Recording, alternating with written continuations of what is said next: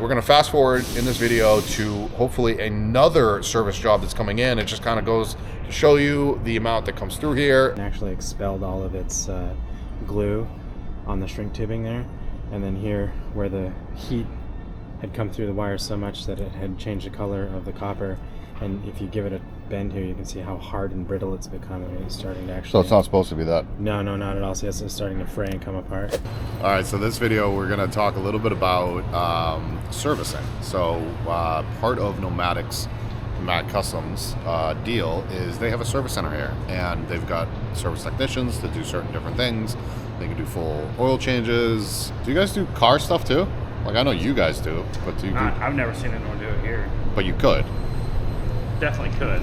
Definitely could. Mark wants to go that route, but he's only got a few people, I think. Yeah, there's only so many hands that can be doing stuff. So, although I do know that we do have certification through Mercedes, so we can do a Type A and Type B service. They can. But I'm going to show you guys a couple service jobs in this video, which is going to be fun. And in particular, this one that I'm about to show is actually a pleasure way that came in. Nothing wrong with it. It's just they're upgrading the battery. So, like all batteries, these batteries do tend to deplete over time. And I'm going to get out of his way. And I think we just needed a battery upgrade. So, customer called, said, hey, I need to upgrade my battery. I need a new battery. Edwin, our service manager here, or Nomadik's service manager, was like, yeah, we'll put in a 400 amp hour lithium battery, and they put in a whole new battery. Obviously, we will take the battery, or I keep on saying we. They will take the battery, either recycle the cells, or maybe they'll send it into a manufacturing plant that does that, or whatever it may be. Actually, I should find that out. Maybe I will find that out, what they're going to do with the batteries. Can't just throw out lithium batteries, everybody. Not a good idea. Interesting pleasure way, though. So, what these guys are doing right now is actually, I think they're either putting the seat back in or they're removing it to get to the battery, but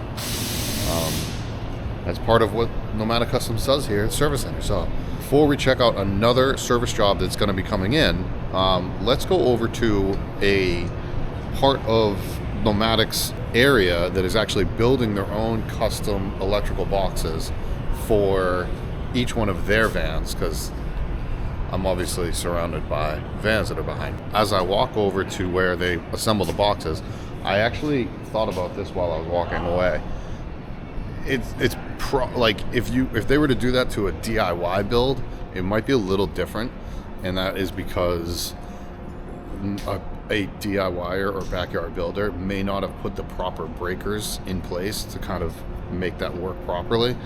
And I'll kind of show you that while we're showing off the custom electrical box here. But I was just comparing what you got over there in the pleasure way, which you guys didn't do, to what you've actually designed and built here.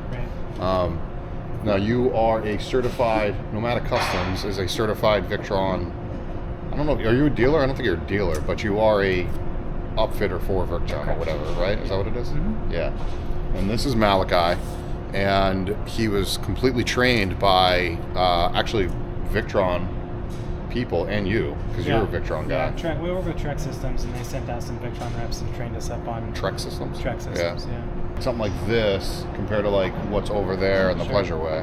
What's that look like? I mean, this is just all cohesive. Everything talks together, works together. Victron, everything Victron through and through.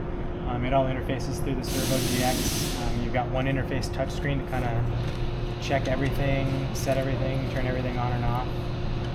And then that gives us the remote capability to log in and diagnose things and update to. This is also a 24 volt system, is that correct? Correct. What was in the pleasure way, I believe, is a 12. 12 volt. Mm-hmm. And that had 400 amp hours, give or take? I think that is 468 technically. Did you have, by the way, I'm not showing Edwin because he's kind of over the whole camera situation, but you can hear him. Anyways, did you have to replace any breakers or anything like that for that pleasure way? No, well, we put the battery fuses in line. Everything else was already supplied by the original build. That's like a 300 amp fuse, isn't it? Yeah, that's a big fuse. It's a big fuse. Yeah, they're like $100. Same thing. Oh, same thing right there? Yeah. Why is that so important? Just battery protection. I mean, if you're hooked up to we don't want short fires. Power or, fires and safety and Speaking of safety, he's putting heat shrink right now, everybody. That's every crimp, I guess. Is that how that goes? So 2 massive batteries. You've got, it looks like the Lynx distributor right there. That's the Lynx distributor. That's the Lynx, sorry. This BMS. is the BMS. That's right, because Victron has an outside BMS, not attached to the battery. So that is the BMS. What that stands for is Battery Management System or Battery Management Software? Battery management system. Battery Management System. That's actually one of the most important pieces of the entire thing. This is the solar charge controller. It's the 130, which means you've got about 400 amp hours or 400 watts of solar on the roof. Yeah, I know what I'm talking about. Servo GX, that's the thing that's smart, makes it smart, I guess. 3,000 watt inverter, the slim one, super slick, and you can mount those in any direction, I think. Yeah, you can orient them however you want. Can you turn them sideways? You can. Not the old ones. The old 3,000 watters you couldn't do. Oh, I'm not familiar. I know you have to stand. The batteries have to be upright all the time. Oh, really? Yeah, the Victron batteries, you can't bookend, you can't lay on the side. They do have to be upright, so that is a build constraint to keep in mind if you're going to use Victron batteries. Well, all right, guys, we're going to fast forward in this video to hopefully another service job that's coming in. It just kind of goes to show you the amount that comes through here and more to come. And if you want your own service, obviously head up Nomadik Customs. I'll put Edwin's email in the link below because he's a service manager. So it won't be directly him, but it'll be to his department. Anyways, you got some other jobs for me this week, right? Yeah. Sweet. Yeah. We're going to check that out. I'm double fisted right now. I got both hands out at a distance, but we're about to use this thing right now, which is my phone, but I've got this thing hooked up to it, which is a heat gun, and it just hooks up to the phone. It's made by that Flare company right there. We are about to go test a power station or a electrical thingamajiggy inside of a van that the service department just worked on. Here's the thing, guys. I did a video, I think last week or recently, and I was just talking about how I'm gonna be showing a bunch of stuff here at the Nomadik shop, and I got ripped apart in the comments. Guys, this is a process. I hope people understand that this is gonna take time to build up the partnership that I got going on here at Nomadik. So you guys gotta bear with me. It's not gonna happen overnight, but we're gonna do some really cool content between both channels. We're gonna have a lot of testing of stuff. We're going to show a lot of service stuff that comes in here, like today. We're going to have real discussions with real professionals in the industry. We're gonna rip apart certain things. We're going to show you guys how to do things, but it's all not going to happen in one friggin' video. So just ease up, like, subscribe, all that good jazz. Share with your friends, and stay tuned. This is an ongoing thing. Like, I'm not going to get everything done in one friggin' video. I'm waiting for Edwin. So let me wait for him, and then we'll go see. We're going to see this van right here. We are back at the van that we were working on. I've got my phone in my hand actually right here. As you can see, we use the flare as a device to make sure that there's no electrical leaks in the system. So as you might be able to see, that's the electrical system that came in. So Edwin's gonna go get Edwin's actually gonna go get the part that we actually took out that I can show you guys. But as you guys can see, Mac is over there, and Mac fixed this entire situation, and actually the plumbing too. We did something with the plumbing, I don't know what. But anyways, I would say sorry. But as you guys can see, there's no heat or high heat that's coming off of that electrical system. It's all clean. The power system is on. The van lights are on. So there's definitely power being used. It's not plugged in right now.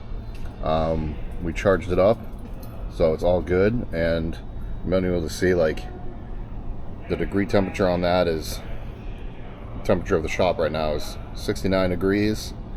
The air temperature is, if I had to guess, we're in the low 60s. This is the old isolator switch that was in here. Yeah. It burnt through on the bottom, and then this was the old wire connecting the isolator to the distributor. Yeah. And you can see on here where it heated up, melted down, and actually expelled all of its glue on the shrink tubing there. And then here where the heat had come through the wire so much that it had changed the color of the copper. And if you give it a bend here, you can see how hard and brittle it's become. And it's starting to actually... So it's not supposed to be that? No, not at all. So it's starting to fray and come apart. So it had melted down. This was causing all the resistance, and that's what you would have seen with the flare. So you guys replaced that right there, Yeah. that big switch. Yeah.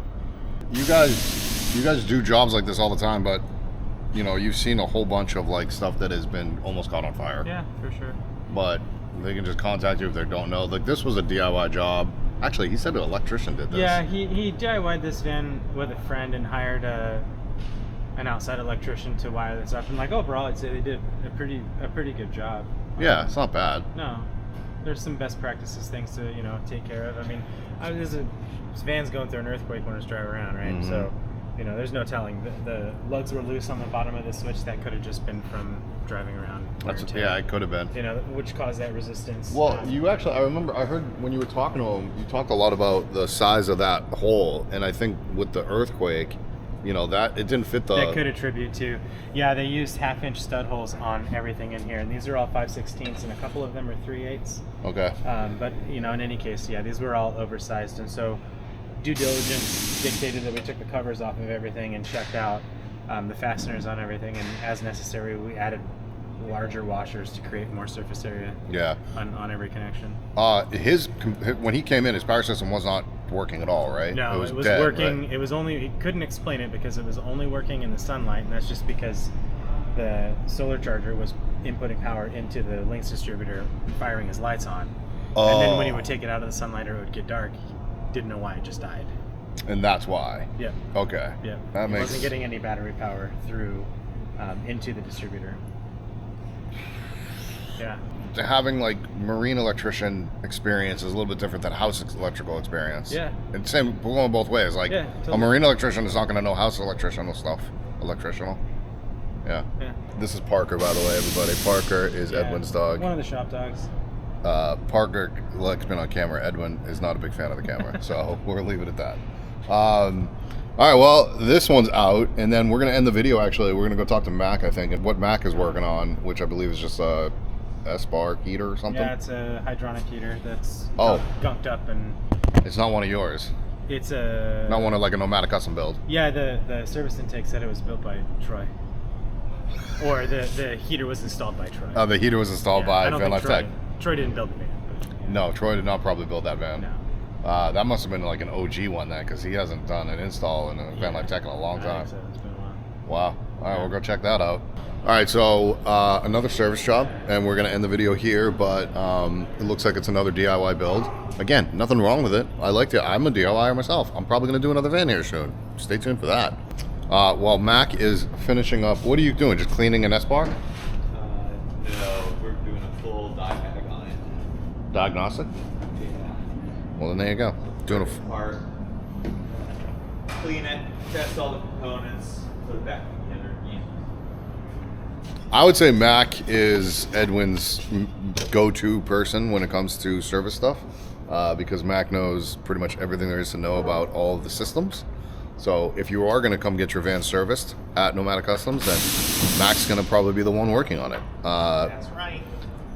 Mac has installed, what, friggin' 40 hydronic systems at this point? Really? Okay, more than 40. I can do this one. Mac has also done a crap ton of electrical work. So Mac just knows everything there is to know about the high-end systems, and that's why when a service van comes in, Mac handles it. Now, if it is a woodworking job, then Mac's probably not going to do that, even though Mac can do that. I'm really good at delegating. You're very good at telling the woodworking team onto that. We're going to do another video on the woodworking team over there, but I do want people to understand that my videos are off the cuff.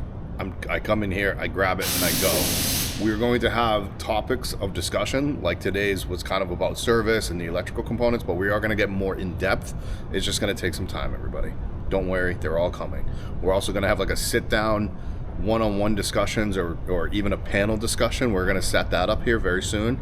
And then on the Nomadik channel side, you guys are going to see a bunch of videos over there as well, so that I'll be kind of helping out and doing all the things. But we'll get more in detail as these videos progress. We're going to actually dissect at some point. Maybe Mac and I will actually dissect a hydronic heating system together. and we're gonna have some fun. I don't know what else to say. I'm out.